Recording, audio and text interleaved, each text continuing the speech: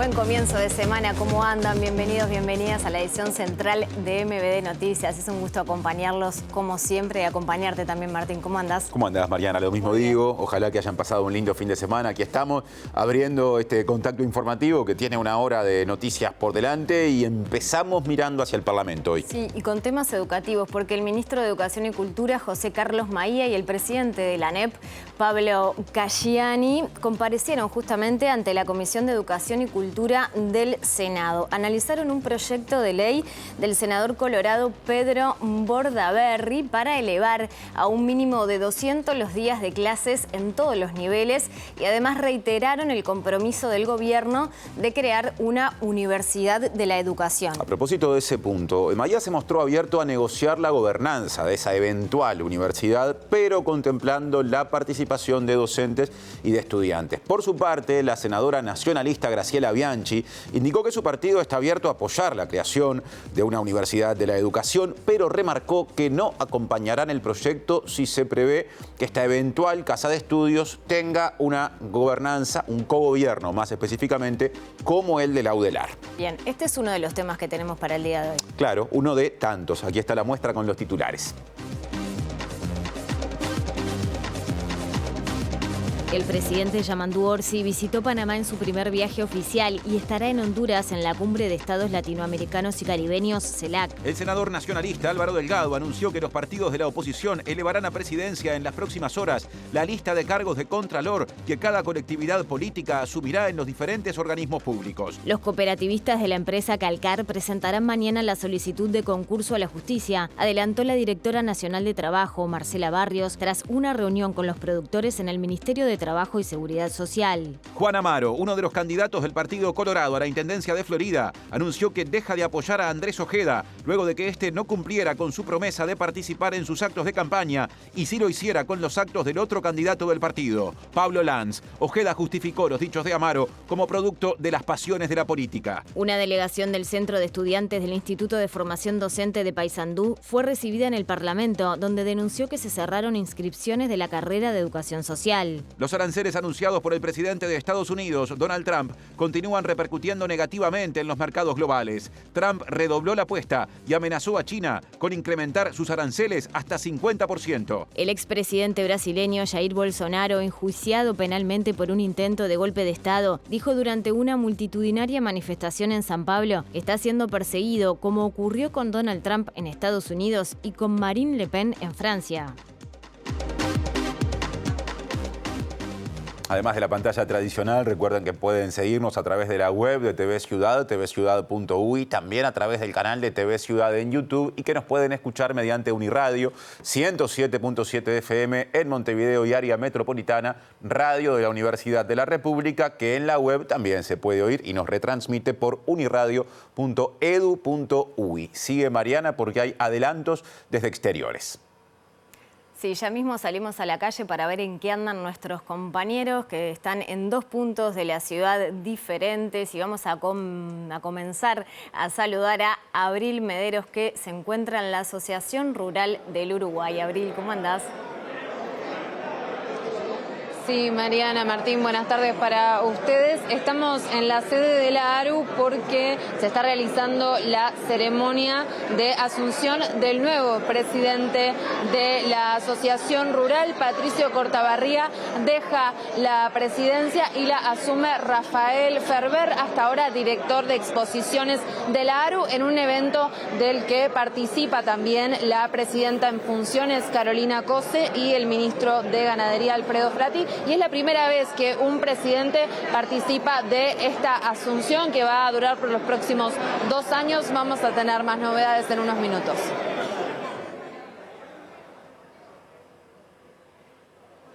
Bien, quedamos atentos, Abril, y ahora es turno de saludar a nuestro compañero Martín Duarte, que va a presentar un móvil cultural, por llamarlo de una manera. ¿Cómo andás, Martín? Un saludo para ustedes. Estamos en el bar Finisterra, aquí en la zona de Rodó y Gaboto, donde en algunos minutos va a comenzar la proyección y luego un debate, una charla de No Other Land, este documental palestino israelí que documenta la destrucción de una de las zonas de Cisjordania a partir de lo que es también la presencia del ejército israelí.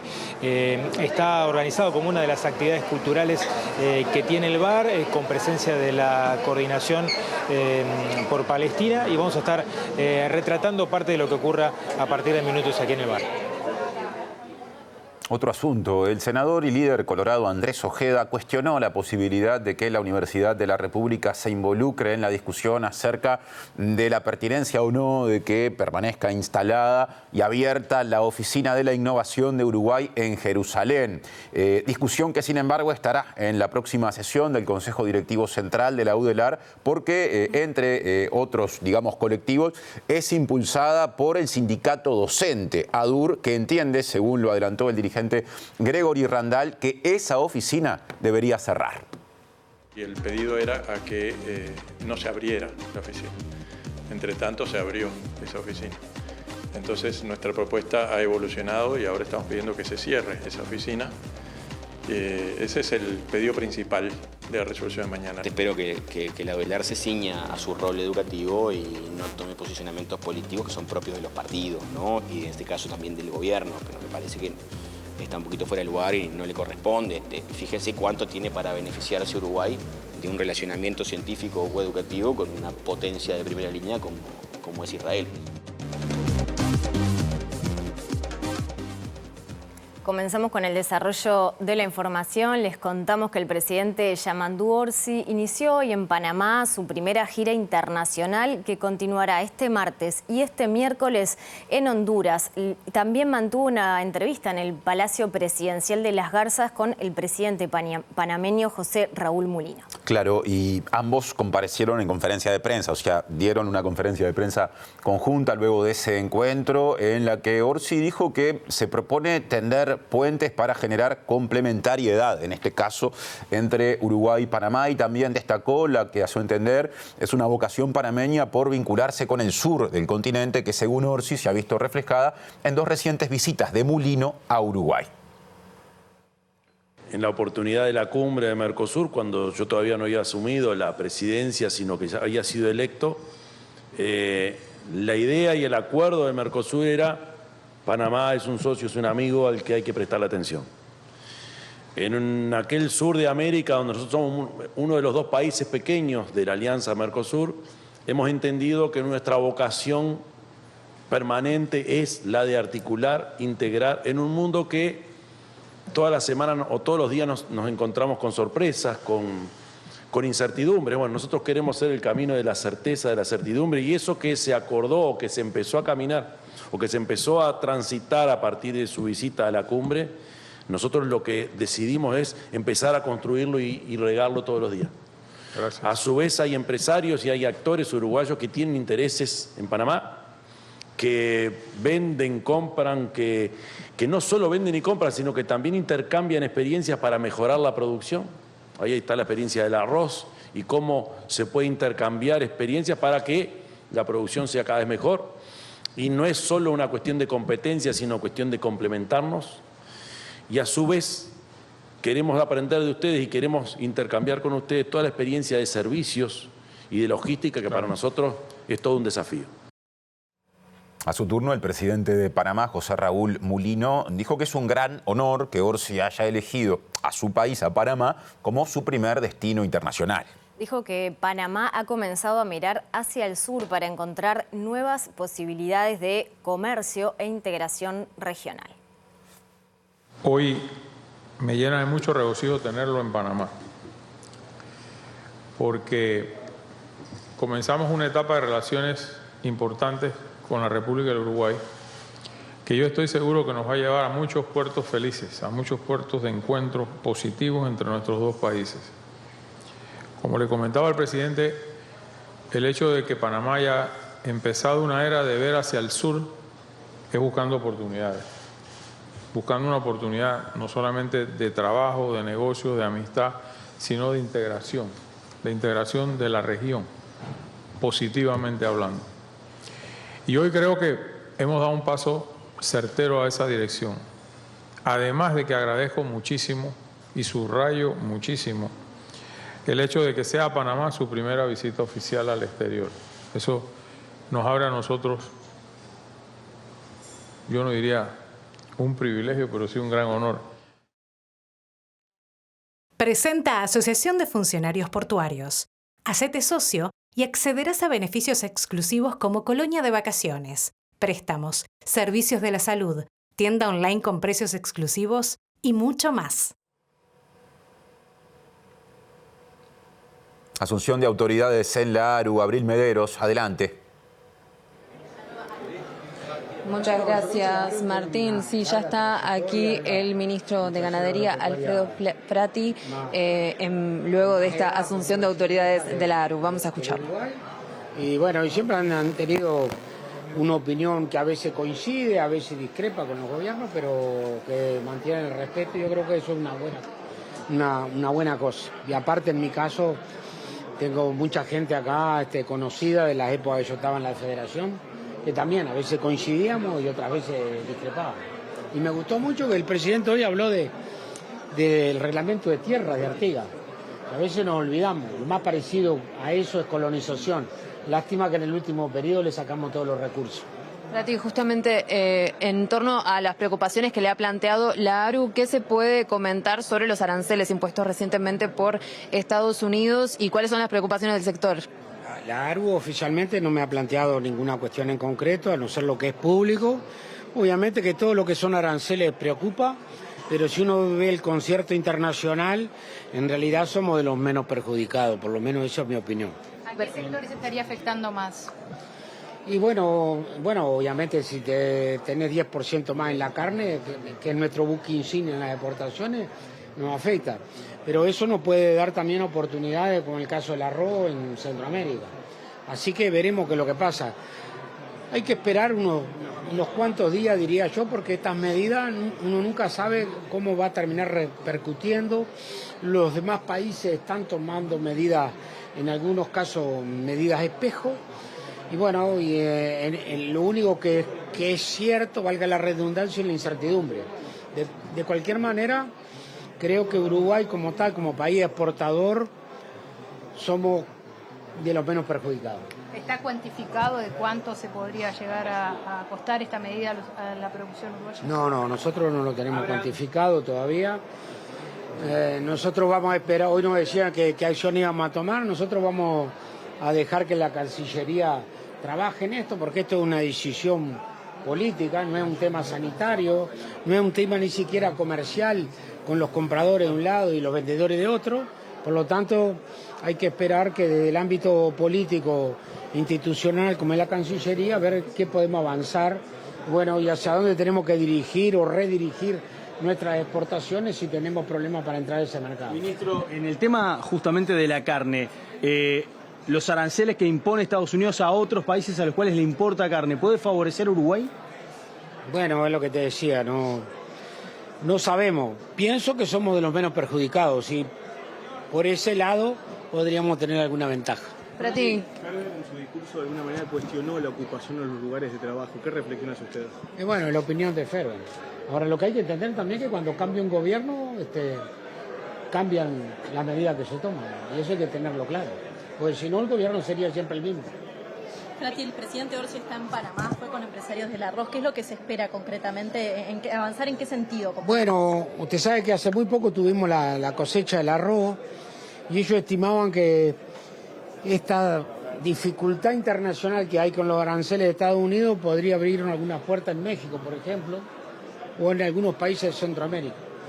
Y como el presidente viajaba a Panamá y después iba a estar en Honduras y iba a tener contacto además con otros presidentes de Centroamérica, bueno, el canciller nos pidió que contactáramos a la gente del arroz a ver si se querían sumar y efectivamente fue el presidente y fue alguien vinculado a los molinos. Así que ojalá que esta misión resulte. Me parece que cuando los presidentes van acompañados de los empresarios pueden pasar buenas cosas. ¿Y por qué Panamá, por ejemplo, en el caso del arroz? ¿Por qué? Para que entienda un poquito la gente que no está tan al tanto.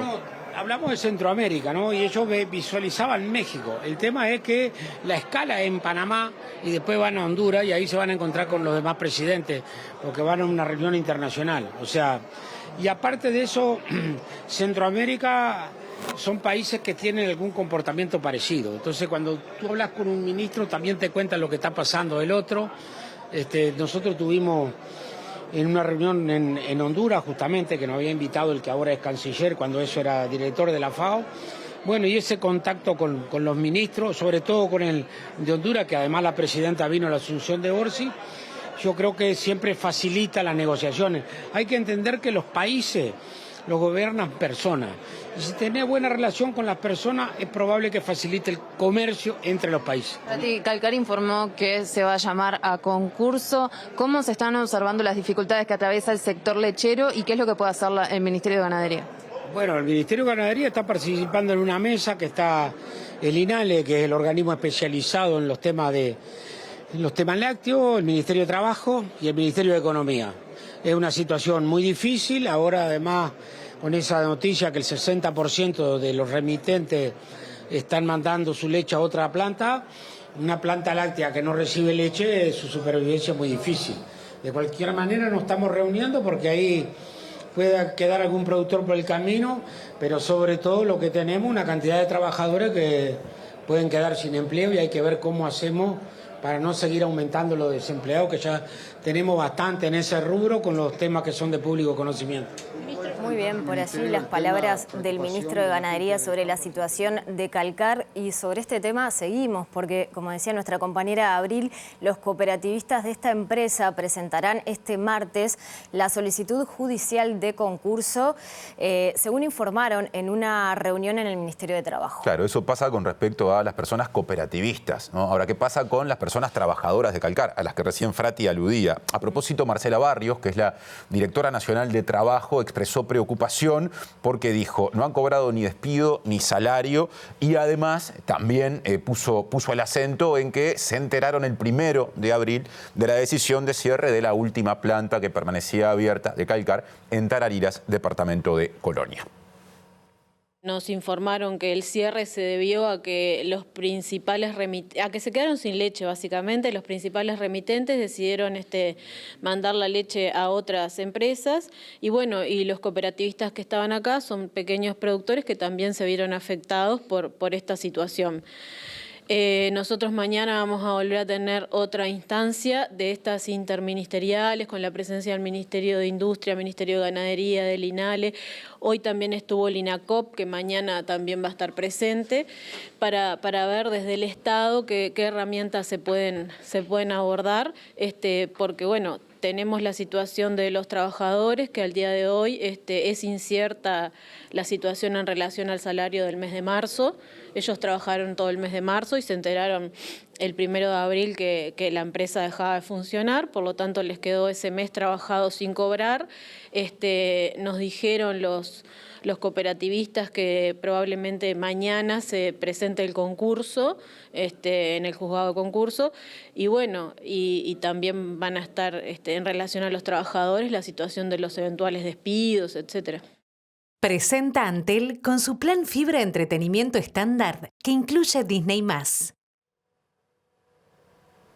Wonderland, documental que aborda el conflicto de Medio Oriente desde la perspectiva palestina, más precisamente situaciones que se dan en Cisjordania, se exhibe en un bar del Cordón, y allí está Martín Duarte para El Móvil, que ya presento en nuestra edición central. Así es, está por comenzar, así que si andan en la zona se pueden arrimar aquí a Rodó y Gaboto. Estamos con Santiago Vivel y con Ana María Araujo, integrante de la cooperativa del bar y de la coordinación. Vamos a hablar con Santiago primero de este tipo de actividad, cómo surge y el porqué de la coordinación para generar no solamente la proyección del documental, sino también un post con debate, ¿no, Santiago? Sí, ¿qué tal? Buenas noches. La idea desde la cooperativa, como lo venimos hablando hace mucho tiempo, también era poder empezar a tener un poquitito más de contenido y a tener otras actividades más allá de atender y servir como lo hacemos todos los días en el bar. bueno, para iniciar eso fue que se nos ocurrió contactarnos con la gente de la coordinación y poder proyectar la película que fue ganadora de un Oscar, Noverland. Y nada, y posterior de eso hablar un poquitito sobre lo que es la situación y lo que está pasando también en Palestina también, y generar una charla con la coordinación intermediando y siendo como la impulsora de la discusión, pero eso, poder debatir un poquitito de lo que está pasando. Ana María, ha generado mucha controversia y debate, en particular el documental, más allá de lo que viene ocurriendo en la zona, y en particular también alguna postura que han tomado los gremios de la educación. Está en el debate la situación, pero ¿qué destacarías de la película, del documento como tal, que tiene directores israelí y palestinos, justamente compartiendo la dirección? Bueno, ante todo agradecer a Finisterre, porque me parece que en este momento donde se está viviendo un genocidio, se está viviendo una verdadera limpieza étnica, en donde los niños y las mujeres embarazadas parecería que son un objetivo del ejército de Israel. Hay más de 80.000, 90.000 parece, muertos en Gaza. Pero además, desde la creación del Estado de Israel, un Estado colonial, esa es la postura de la Coordinación por Palestina. Pero más allá de la postura, metiéndonos en el documental, que es un poco el disparador, contanos un poquito qué es lo que aporta al debate, ¿no? Que me imagino que la postura de la Coordinación es clara, pero... Ahí va. Entonces, me parece y nos parecía importante este film, primero porque es un film de dos directores, uno israelí y el otro palestino. Es decir, y en este sentido creo que todos estos juicios de antisemitismo justamente demuestran cómo hay judíos que dicen hoy, not in our name, esto no es representativo de lo que son los judíos, y un israelí está filmando lo que está pasando hoy en Cisjordania. Me parece que el film es importante porque no está centrado en Gaza justamente, parte de mucho antes, parte de 2019 hasta ahora, lo que está sucediendo en Palestina, lo que está sucediendo en la Palestina ocupada, lo que está sucediendo en Cisjordania ocupada, que evidentemente no se sabe mucho. Yo creo que es importante demostrar justamente esos tanques del ejército israelí arrasando las casas de los paisanos, de los campesinos palestinos, demostrar cómo están llevando presos a niños de 12, 13 años, demostrar cómo la resistencia del pueblo palestino, y no son Hamás, es el pueblo palestino, son los campesinos, son los obreros que resisten y están tratando, y lo vemos muy claro en el film, de no irse de sus tierras, de que no los expulsen, de que esas tierras de sus ancestros sigan perteneciendo a ellos, a sus hijos, a sus nietos. Y en ese sentido creo que el film da, yo diría, da esperanza en el sentido de que confiamos en que la historia va a triunfar, en que el pueblo palestino va a continuar, a pesar de todo, resistiendo y permaneciendo en su tierra. Ana María Santiago, les agradezco por el tiempo, y bueno, comienzo con la proyección, que los detuvimos un ratito para poder salir en vivo, muy amables, ¿eh? Bueno, compañeros, nos quedamos por aquí. Comienza la proyección de este documental que, bueno, como bien decían, bueno, ha ganado el Oscar en este 2025 como mejor documental 2024, y bueno, he generado también algunas controversias a propósito de la no proyección, en particular en Israel.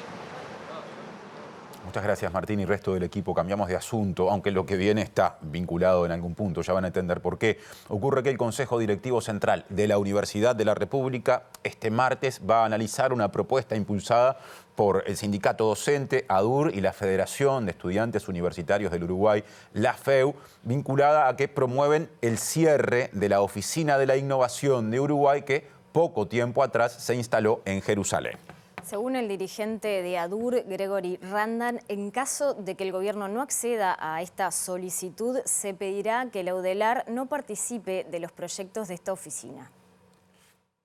Nosotros entendemos que esa acción es una acción claramente política que tiene un sentido, y así ha sido reconocido por los propios personeros de ese gobierno.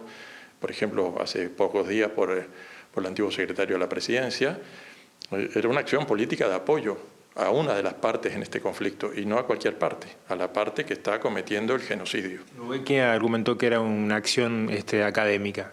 Efectivamente, Lubetkin, digamos, el ministro de Relaciones Exteriores dijo eso, nosotros no estamos de acuerdo, creemos que claramente fue una orientación, fue una promesa que hizo el presidente Lacalle para marcar el apoyo del gobierno uruguayo al gobierno israelí en este conflicto, en vez de hacerlo como lo hizo Milei, como lo hizo Trump, trasladando la embajada del país a Jerusalén, cosa que está prohibida por la legislación internacional, pero que hicieron Trump y Milei.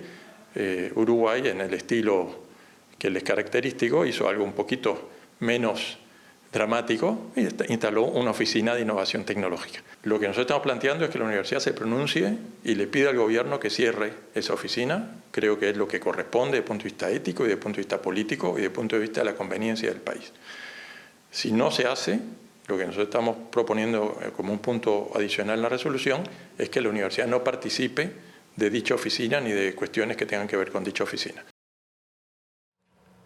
Seguimos en este asunto. El senador y secretario general del Partido Colorado, Andrés Ojeda, destacó la posición asumida por el ministro de Relaciones Exteriores, Mario Lubetkin, quien se comprometió justamente a mantener abierta esta oficina de innovación en Jerusalén, más allá de las críticas del Frente Amplio. Y Ojeda dijo textualmente que no se puede perjudicar a Uruguay por un berretín político. Nosotros valoramos muy positivamente que la Cancillería no sucumbiera a un pedido ridículo del Frente Amplio de retirar una oficina en Jerusalén. Y el canciller nos confirmó en sala, en comisión, que vino el jueves pasado, que la oficina esa no se toca, aunque el Frente queme las cubiertas de la puerta. No lo dejo así, es parafraseando por las dudas para que no me pongan los comillados, pero fue muy vehemente a la hora de decir que era una decisión política del gobierno mantener esa oficina allí, que es lo que nosotros compartimos y creemos. Y ahí me recuerda otra pregunta. La UDELAR ahora dice que no va a mandar ningún científico a esa base si la aprueba el gobierno. Bueno, yo francamente espero que la UDELAR se ciña a su rol educativo y no tome posicionamientos políticos que son propios de los partidos, ¿no? Y en este caso también del gobierno, pero me parece que está un poquito fuera de lugar y no le corresponde. Fíjese cuánto tiene para beneficiarse Uruguay de un relacionamiento científico o educativo con una potencia de primera línea como es Israel. Eso sería perjudicar al Uruguay todo, a los estudiantes y a toda la comunidad científica por un berretín político personal. Tema vinculado, más de 650 académicos y académicas, entre quienes figura el ex integrante médico del Grupo Asesor Científico Honorario que funcionara durante la pandemia de la COVID-19, Henry Cohen, firmaron una carta en la que solicitan, es una carta abierta, que el conflicto en Medio Oriente no sea utilizado para debilitar las relaciones entre Uruguay e Israel. Esta carta se da en el marco del planteo que recién compartíamos, que llevarán adelante ADUR y la FEU ante el Consejo Directivo Central de la UDELAR. La carta difundida este lunes y firmada por los académicos manifiesta que es alarmante que en ámbitos universitarios, sindicales y políticos se impulse una narrativa parcial y sesgada del conflicto israelí-palestino. El texto agrega que no solo distorsionan la realidad, sino que fomentan el odio y la desinformación en el marco universitario. Uruguay e Israel han mantenido una relación fructífera en tecnología, salud, seguridad y educación. Israel ha compartido con Uruguay conocimientos y tecnologías que han fortalecido sectores claves como la gestión de recursos hídricos, los avances médicos y la ciberseguridad, agrega la nota. Esta cooperación no responde a intereses ideológicos, sino a una visión pragmática del desarrollo y bienestar. El texto manifiesta que la cooperación entre la ANI y el Estado de Israel data del año 2008, en el primer gobierno del Frente Amplio que llevó adelante Tabaré Vázquez. El conflicto en Medio Oriente no debe ser utilizado como excusa para debilitar las relaciones entre Uruguay e Israel, subraya el texto. Por último, la carta insta a los gremios y sindicatos a considerar la diversidad sobre este tema complejo y a no sumarse a manifestaciones de odio y rechazo a Israel, que no condicen con el quehacer universitario. Volvemos a la ceremonia de asunción de autoridades de la ARU. Abril Mederos anda por ahí y tiene entrevista pronta. Sí, Martín, exacto. Ya estamos con el nuevo presidente de la ARU, Rafael Ferber, a solamente unos minutos de su asunción. Ferber, gracias por estos minutos. Bueno, ¿con qué impronta se asume esta nueva función para los próximos 2 años? Bueno, la verdad que nuestra intención y la de la institución en sí es representar a toda la gente de campo, a los empresarios y a la familia rural, y llegar con una voz firme y constante, digamos, periódica frente a las autoridades. Me imagino que en el corto plazo una de las principales preocupaciones ha sido estos aranceles impuestos por Estados Unidos recientemente para los productos uruguayos también. ¿Qué expectativas tienen y qué planteo le han hecho a las autoridades o le van a hacer al respecto? Bueno, la verdad que las expectativas son, hay una incertidumbre muy grande. Lo que sí vemos hasta el momento es que nuestros aranceles, la lista que caemos es la general, es el mínimo de nuestros competidores. Digamos, estamos en las mismas condiciones que estábamos con respecto a nuestros competidores, por lo cual el problema sería el mercado interno de Estados Unidos. La verdad es que hay que esperar, hay que ver qué negocios se hacen. Hoy hablábamos con la presidenta en funciones. Bueno, es muy difícil tomar opinión porque en los especialistas hay muchas opiniones distintas también, ¿no? El ministro O'Donnell decía que quizás esto pudiera llegar a beneficiar a Uruguay, en tanto podía llegar a obtener a otros países con quienes comercializar que también han sido sancionados con estos aranceles por Estados Unidos. ¿Cómo ven esa posibilidad? Puede ser, es una de las posibilidades. Lo que sí coincidimos con el ministro que hay que ser proactivo, hay que buscar los caminos, hay que sentarse a negociar también directamente, porque claramente es un momento de mucha incertidumbre y de mucha volatilidad. Por lo tanto, hay que trabajar y hay que ser proactivos. La industria cárnica, por ejemplo, es una que Uruguay se puede haber beneficiado del hecho de poder negociar con otros países a los que Estados Unidos les aumentó en un porcentaje importante los aranceles. Sí, de todas maneras, el principal proveedor de carne de Estados Unidos es Australia y está en la misma lista que nosotros. Hoy es nuestro principal mercado Estados Unidos, segundo es China, primero es Estados Unidos. Se debe a que hay un problema de exportación en pie con México por la mosca de la bichera, por lo cual la carne la precisan y nosotros no estamos en peores condiciones que antes con respecto a esta puesta de aranceles, por lo cual tendremos que seguir trabajando. Hay un tema con lo que está viajando, con lo que está arriba de los barcos, dependerá de cada negociación que se haya hecho. Lo que es real también es que acá no se cierra ningún mercado. Se le pone un arancel extra de 10% en el peor de los casos, pero cerrarse no se cerró nada. Usted habló de prioridades. Su prioridad, dijo, es ser la voz de las empresas y de los productores.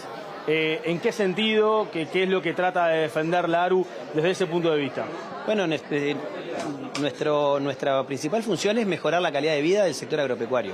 Estamos convencidos que eso va unido a toda la población del país. Pero claramente queremos mejor calidad de negocio, mejor bienestar para la gente que trabaja en el campo y de la que vive del campo. Ahí está el tema de la competitividad presente. Y sí, porque el negocio pega directamente. Nosotros hay que entender el país. Escuchamos muchos comentarios con respecto a mejorar la producción, pero primero tenemos que mejorar la infraestructura. Ahí tenemos un punto con el gobierno para conversar. Escuchamos que la infraestructura que se está priorizando es la de las ciudades, la de la movilidad, nos parece muy bien, pero no puede ser a costa de dejar hacer el shock de la infraestructura que se venía haciendo. Cuanto más infraestructura, más producción, entonces más crecimiento, hay que tenerlo claro. Eso decía Rafael Ferber, nuevo presidente de la Asociación Rural del Uruguay, justamente durante la ceremonia de Asunción, que se desarrolló en realidad hace instantes. Cambiamos de tema y de móvil, aparece Diego Martini, encuentro político de juventudes sindicales y parlamentarias, Diego. Sí, así es, compañeros, como anunciábamos, se está desarrollando este conversatorio entre la juventud trabajadora y la juventud parlamentaria y vamos a hablar un poco con la diputada Frente Amplista Inés Cortés. Inés, gracias por estos minutos. Bueno, ¿qué importancia tiene este evento y qué cosas se han expresado hasta ahora? Bueno, la importancia justamente en poder legislar y generar políticas públicas que atiendan las problemáticas de las juventudes, escuchar al movimiento sindical, que son justamente los que nos convocan hoy, y pensar las problemáticas del trabajo, los desafíos del mundo del trabajo, del presente y del futuro respecto de los jóvenes y pensarlos también desde este lugar, desde las organizaciones sociales y que haya una sinergia entre los parlamentarios y las parlamentarias jóvenes y los jóvenes del PIT-CNT. ¿Sigue siendo un problema la falta de acceso a trabajos, digamos, de calidad? Sí, bueno, el desempleo en las franjas, en la juventud, triplica justamente el desempleo en el resto de las franjas etarias, por lo cual implica desafíos. De hecho, en las prioridades para gobernar de nuestro gobierno del Yamandu Orsi está el tema del empleo garantido para jóvenes como un tema a ser atendido, y entre otros, obviamente. ¿Cómo se está congeniando con la llegada de jóvenes al Parlamento? Bueno, hay como una apuesta muy fuerte, por lo menos desde el Frente Amplio, a que haya más presencia juvenil en distintas esferas de la generación y implementación de políticas públicas. En el Parlamento es notorio, y la idea es que se cristalice y se vea y se refleje en leyes políticas que atiendan las problemáticas de las juventudes, que son transversales a la sociedad. ¿Qué cosas se han expresado hasta ahora? Sobre todo antes estuvieron representantes también de sectores de la educación. Bueno, igualar, por ejemplo, los derechos de días por estudio que tienen los empleados públicos a los empleos privados, generar días para poder atenderse en psicólogos, temas de salud mental, como temas emergentes a ser atendidos, y obviamente la precariedad laboral que sufren los jóvenes. Gracias, Inés. Muchas gracias a ustedes. Bueno, volvemos a estudios compañeros y a nuestras espaldas, en donde se está desarrollando entonces este panel con representantes jóvenes parlamentarios de todos los partidos políticos y en este caso con la Juventud Trabajadora de acá del PIT-CNT, con las diferentes exposiciones. Muy bien, le agradecemos a Diego y a todo el equipo y vamos a nuestro asunto de portada, porque el ministro de Educación y Cultura, José Carlos Maía, expresó ante el Parlamento la voluntad del gobierno de crear una universidad de la educación. Debido a que una iniciativa de ese tipo, en caso de que se elabore un proyecto de ley, requeriría de una mayoría especial para ser aprobada, Maía se mostró abierto a negociar aspectos de la gobernanza, pero, dijo, respetando la presencia de docentes y estudiantes en esa eventual modalidad de cogobierno. Reiteramos el compromiso que es programático nuestro, de llevar adelante una universidad de la educación, pero además el compromiso de, si bien llegar cada cual con su propia visión, desde el Frente Amplio hemos suscrito siempre los conceptos de autonomía y cogobierno, también estamos dispuestos a dialogar para llegar a acuerdos que nos permitan tener una universidad de la educación, como supimos tener una UTEC, y de ese lugar creemos que es muy positiva la jornada de hoy. O sea que en realidad el Frente Amplio estaría dispuesto a quitar la parte de cogobierno, que es la que genera más, digamos, escollos o dificultades con el resto del arco político, para que se apruebe esta norma. La fórmula hoy no la podemos adelantar. La Constitución establece que para crear un ente autónomo precisás 66 votos en diputados, es decir, mayorías especiales en ambas cámaras. Esa no la tiene el Frente Amplio ahora y no las va a tener de futuro ningún partido político. Por lo tanto, hay un solo camino, que es la búsqueda de acuerdos. O sea que la gobernanza del UTEC, tal como se votó en el gobierno anterior, es algo que el Frente podría apoyar, si la representación social o, digamos, por miembros electos por el gobierno. Bueno, es una muy buena referencia la UTEC. Me permito decir que no creo que los partidos de la oposición quieran que estén afuera de los estudiantes o los docentes. Creo que tenemos que buscar un acuerdo. La fórmula del acuerdo, vamos a transitarla. A propósito de la oposición, la senadora nacionalista Graciela Bianchi, que participó de la sesión de la comisión parlamentaria en la que Maía hizo estos planteos, dijo a priori, para empezar, que el Partido Nacional está dispuesto a apoyar la eventual creación de una universidad de la educación. Sin embargo, dijo que no acompañarán este proyecto si se prevé que este centro de estudios tenga un cogobierno, como en el caso de la UDELAR.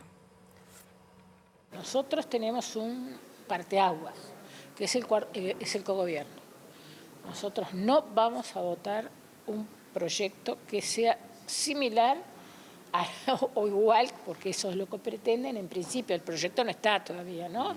Pero ya conocemos los otros de legislaturas anteriores, similar a la Universidad de la República. El cogobierno no funciona, debe ser el único caso en el mundo que los estudiantes mandan más que los rectores, que los decanos. Nosotros sí somos defensores a ultranza de la autonomía técnica. Nosotros queremos cómo funciona la UTEC, pero el problema es que la UTEC está previsto al cogobierno, solo que mientras nosotros tuvimos mayoría pudimos ir postergando la vigencia de la ley. Una de las cosas positivas de esta reunión fue en el buen talante que se abrió a la negociación y a la discusión.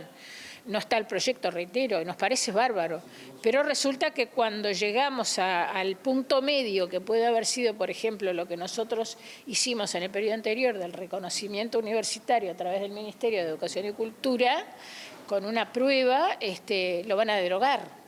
Entonces, ¿cuál es el punto medio?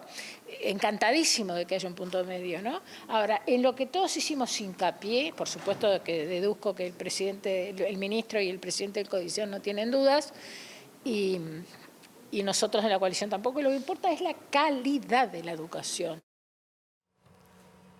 Vamos a otro tema educativo porque el presidente del Codicen de la ANEP, Pablo Casciani, defendió ante la Comisión de Educación y Cultura del Senado una iniciativa para optimizar el tiempo de clase. Y compareció justamente ante esa comisión en el marco de la presencia del ministro de Educación y Cultura, José Carlos Maía.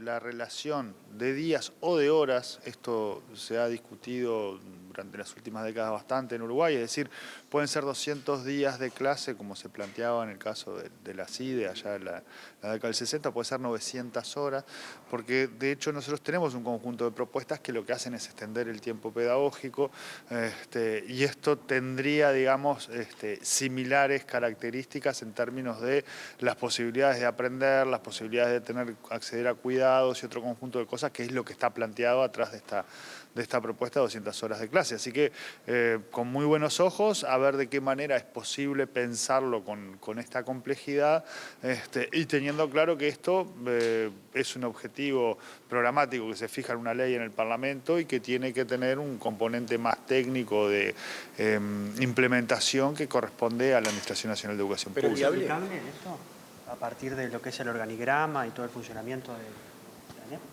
Es viable en términos de pensarlo en días u horas, pero además nosotros ya hoy tenemos un conjunto de estudiantes que efectivamente cumplen con 200 días lectivos.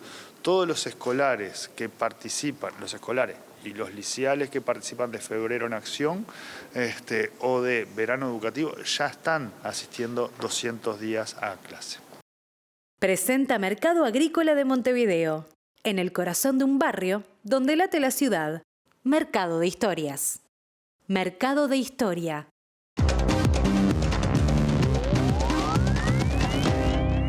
¿Qué tal? Buenas tardes. Abrimos el capítulo internacional hablando de lo que analistas y especialistas han denominado el lunes negro, y estamos hablando de los aranceles de Donald Trump y el impacto que han causado en las bolsas y mercados internacionales que abrieron hoy a la baja desde Wall Street, las bolsas en Asia, en Europa, en fin. Un panorama de incertidumbre económica el que se abre, algunos hablan de recesión. El propio Departamento del Tesoro de Estados Unidos, ha puesto la voz de alerta sobre lo que está ocurriendo en una jornada donde China anunció que va a imponer aranceles del 34% a Estados Unidos y el presidente Donald Trump redobló la apuesta y dijo que le va a aplicar 50% más de aranceles a China si no cambia su actitud. Todo esto en un marco de especulaciones que seguramente va a seguir durante toda la semana en la medida en que no se llegue a algún acuerdo, en algún caso, que es lo que ha propuesto el presidente Trump para que los números favorezcan a su país. El presidente de Estados Unidos, Donald Trump, amenazó este lunes con imponer un arancel adicional del 50% a China si este país no retira antes de este martes los gravámenes impuestos a los productos estadounidenses en represalia por el plan arancelario del republicano, y advirtió que se suspenderán todas las conversaciones y negociaciones que Pekín ha solicitado para abordar la guerra comercial. China impuso aranceles del 34% a Estados Unidos después de que Trump desatara el 2 de abril una guerra comercial con el resto del mundo, al anunciar aranceles mínimos del 10% y aranceles adicionales en algunos casos, que para el gigante asiático ascienden al 34%. Sumados a otros gravámenes anteriores, Trump habría impuesto a China aranceles por un total del 54%, mientras que Pekín advirtió este lunes de que la presión y las amenazas no son la forma correcta de relacionarse con China. Los mercados internacionales mantienen la volatilidad e incertidumbre tras los anuncios arancelarios del presidente de Estados Unidos, y mientras la bolsa de Wall Street abrió la semana con importantes pérdidas, las bolsas de Asia y Europa también se desplomaron este lunes por el temor a una guerra comercial que provoque una recesión a gran escala. La jornada bursátil de hoy fue calificada como un lunes negro tras la caída de las principales bolsas del mundo, mientras el presidente Trump se mantiene firme en su decisión de aplicar los aranceles, aunque se mostró dispuesto en algunos casos a negociar alternativas para suspender las medidas. Y el fin de semana estuvo marcado por protestas en distintas partes para defender a sus líderes. Estoy hablando concretamente de lo que ocurrió en Francia en defensa de la líder ultraderechista Marine Le Pen y de la sentencia judicial que la inhabilita para participar en las elecciones. Algo similar ocurrió en San Pablo con el expresidente Jair Bolsonaro. Allí hubo una manifestación no solamente en apoyo al expresidente brasileño, sino también exigiendo la amnistía para quienes participaron en la intentona golpista de enero del 2023. Jair Bolsonaro dijo que lo que está ocurriendo o que lo que le está ocurriendo a él es similar a lo que le pasa a Trump y a Le Pen y que es una situación judicial que busca perjudicar a la derecha. La masiva protesta de este domingo en la ciudad de San Pablo clamó por una amnistía para los condenados por la intentona golpista de enero del 2023, cuando miles de bolsonaristas invadieron las sedes de los tres poderes en una expresiva muestra de apoyo en la primera manifestación convocada tras ser enjuiciado por la Corte Suprema, acusado de presuntamente liderar un plan para derrocar a Lula da Silva. Jair Bolsonaro reiteró su inocencia y se dijo víctima del activismo judicial que se está viviendo en el mundo para inhabilitar a la derecha, comparando su situación con la de Marine Le Pen en Francia o el intento de inhabilitación a Trump en Estados Unidos, y dijo que realizar los comicios presidenciales del 2026 sin su presencia es negar la democracia y exponer la dictadura de Brasil. Bolsonaro llegó acompañado de su esposa Michelle, varios de sus hijos y líderes políticos y religiosos, entre los cuales estaban los gobernadores de 7 de los 27 estados brasileños, mientras miles de seguidores atendieron el llamado del ex jefe de Estado para asistir a la Avenida Paulista y acompañar a su líder. El relator especial de la ONU para la promoción de la verdad, justicia, reparación y garantías de no repetición, Bernard Duhaime, manifestó este lunes su preocupación con la posibilidad de que Brasil apruebe una amnistía para los responsables de los actos golpistas, asegurando que una nueva amnistía garantizará la impunidad para ataques contra la democracia y los derechos humanos, como ya ocurrió tras la dictadura que gobernó Brasil entre 1964 y 1985. Y en Bolivia, además de los problemas políticos sociales que enfrenta ese país, también está enfrentando una situación de desastre vinculada con las lluvias que se vienen produciendo desde el mes de noviembre, y la contabilidad de muertos lamentablemente crece a medida que pasan los días. Ya son 55 las personas fallecidas, 8 desaparecidos y casi 1 millón de personas desplazadas a raíz de las intensas lluvias que afectan a casi todo el país, particularmente algunos departamentos que son los que están en una situación más grave. La temporada de lluvias que comenzó en Bolivia en noviembre pasado deja hasta el momento 55 personas fallecidas, 8 desaparecidos y más de 590.000 familias entre damnificadas y afectadas, sobre todo en las regiones de La Paz, Santa Cruz y Potosí, informó el viceministro de Defensa Civil Juan Carlos Calvi Montes.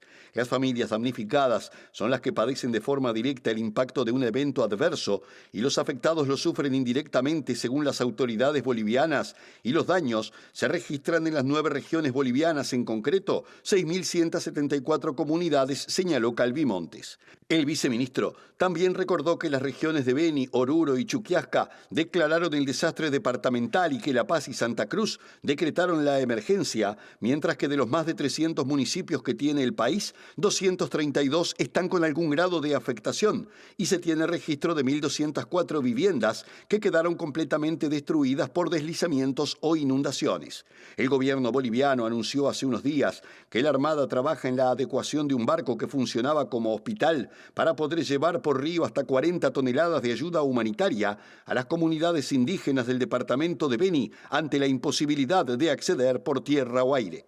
Seguimos con más información política en este caso porque Juan Amaro Cedrés, uno de los candidatos colorados a la Intendencia de Florida, criticó al senador y líder partidario Andrés Ojeda por considerar que no cumplió con su compromiso público de apoyarlo. Y motivó estas declaraciones de Amaro Cedrés el hecho de que Ojeda concurrió a un acto de campaña del otro candidato colorado a la Intendencia de Florida, que es el ex senador Pablo Lanz, pese a que Lanz pertenece al sector que no es el de Ojeda, o sea, a Vamos Uruguay. Vino al club y me dijo, voy a recorrer Florida contigo abril y mayo para que seas intendente. Y el otro día, cuando yo lo apoyé a él, cuando yo no le acepté, soy de los políticos que te puedo decir, no acepté un peso de Ojeda que tenía mucha plata para repartir. Yo le dije, yo no preciso plata, yo preciso apoyo político. Bueno, el jueves yo hice un acto para respaldar a los dos alcaldes de Casupá y Fray Marcos. Primer acto en Fray Marcos, el jueves. Bueno, el viernes se cayó para apoyar a Pablo Lanz, que hago una aclaración, está fenómeno la relación. Si a mí me viniera a apoyar otro candidato de otro lado, yo le agradezco que venga y lo recibo. Él hizo eso, pero él vino a apoyar al candidato de Pedro Bordaberry, al que representa a Pablo Lanz, y yo tuve que soportar la humillación que el candidato que yo aporté y que me prometió el apoyo en la campaña se fuera a apoyar al otro candidato. A mí no me toman el pelo. Yo no le debo nada a nadie. Yo soy hijo de mi propio esfuerzo y tuve la lesión de mi viejo que la dignidad no se vende. Entonces, con la misma fortaleza, digo, para mí es un muerto político y yo no lo quiero ver nunca más. Seguramente que yo no soy obediente, yo no creo en la coalición. La coalición termina con el Partido Colorado. Creo que él está pensando en ser vice de la calle. Falta poquito para despedirnos, pero antes repasamos como todos los días el pronóstico de Inumet para Montevideo y zona metropolitana. Ya mismo se despliega justamente la información en pantalla y les contamos lo que está previsto que ocurra en las próximas horas, empezando por mañana, martes 8 de abril. Por la mañana, cielo nuboso y cubierto con precipitaciones y además estará ventoso, por lo menos ese tramo del día, algo que de algún modo se va a mantener para tarde y noche con cielo nuboso y cubierto y probables precipitaciones según el pronóstico. Temperaturas extremas proyectadas para mañana, mínima 16 grados, máxima 20 grados. El miércoles en la mañana estará nuboso y cubierto y también ventoso. Por la tarde-noche va a estar nuboso y cubierto, según Inumet, con probables lluvias. Las temperaturas extremas serán la máxima 21 grados y la mínima 18 grados. Ya llega Lado B a la pantalla de TV Ciudad y a su término la edición en síntesis de MBD Noticias. Nosotros nos reencontramos mañana. Que pasen bien, gracias por estar.